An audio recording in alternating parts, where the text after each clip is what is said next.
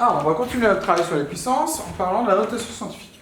Écrire un nombre en notation scientifique, c'est de noter sous la forme d'un produit d'une puissance de 10 et d'un nombre décimal ayant une partie entière composée d'un seul chiffre, ce chiffre de rang n nombre. Donc, si on a par exemple 5370, on va écrire sous la forme d'un produit. Un produit avec donc un nombre décimal et une puissance de 10. Donc le nombre décimal il doit avoir un seul chiffre avant la virgule et ce chiffre doit être différent de 0. Donc je pars de la gauche, le premier chiffre différent de 0 que je croise c'est 5. Donc je vais écrire 5. Ensuite, ça doit être, il doit y avoir un seul chiffre, donc je vais passer à la partie décimale. Donc je reprends les chiffres, 3, 7. Ici j'ai un 0, je peux l'écrire, mais je ne suis pas obligé, hein, il est à droite de la partie décimale, donc je vais avoir 5,37. Et il faut que je multiplie par une puissance de 10. Alors, il faut se poser la question, par quelle puissance de 10 je vais avoir multiplier pour retrouver ce nombre-là. Là, j'ai 5, là, j'ai 5000. 5000, c'est 1000 fois plus grand. Hein. Donc, le chiffre 5 a une valeur 1000 fois plus grande, donc on va avoir 10 puissance 3. Hein. J'ai 1, 2, 3 chiffres d'écart, de décalage. Donc, je vais multiplier par 10 puissance 3. 5,37 multiplié par 10 puissance 3, ça me donne 5370. Et là, j'ai la notation scientifique du nombre 5370. Même chose ici, je pars de la gauche. 3, premier chiffre différent de 0. Donc, virgule 8, je ne suis pas obligé d'écrire ces zéros-là. Quelle puissance? Là, j'ai 6 chiffres après le 3. Hein. Donc, il y a un décalage de 6 rangs, hein, donc fois 10 puissance 6.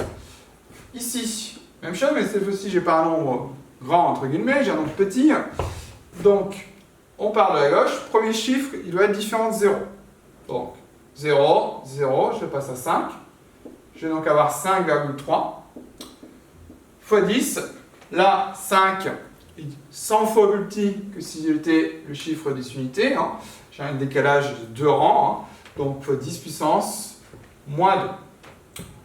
Ici, 7 va être le premier chiffre différent de 0, donc 7,21. Hein. Je prends le chiffre 7 et je prends ceux qui viennent après. Là, il y a un décalage 1, 2, 3, 4, 5 rangs, hein. Donc fois 10 puissance moins 5. Hein. 7 est le cinquième chiffre après la virgule. Hein. Donc attention de ne pas se mélanger les pinceaux entre ceux qui sont ce qu'on considère le 0 ou pas avant la virgule ou pas. Hein. 7 est le cinquième chiffre après la virgule.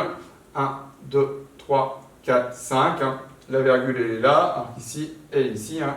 Il y a 5 rangs d'écart, de la même manière qu'ici il y avait 2 rangs d'écart. Hein. Là, le chiffre 5 a une valeur 2 fois plus petite que si c'était chez les unités. Donc voilà quelques exemples de notation scientifique, là, avec des puissances positives, avec des puissances négatives. Hein. La puissance donne une bonne idée hein, de la valeur du nombre, s'il est plus ou moins grand ou plus ou moins petit, hein, dans ce qu'on appelle donc un ordre de grandeur de la valeur. Hein. 10 puissance 3, 10 puissance 6, 10 puissance moins 2, 10 puissance moins 5. On voit directement que c'est 10 puissance 6 la plus grande, que c'est ce nombre-là le plus grand, celui-ci après, celui-ci ensuite, et enfin 10 puissance moins 5 va être encore plus petit. Hein. Voilà ce qu'on peut dire pour l'écriture en notation scientifique. Hein. On parle d'écriture scientifique ou de notation scientifique, on emploie les deux expressions des nombres.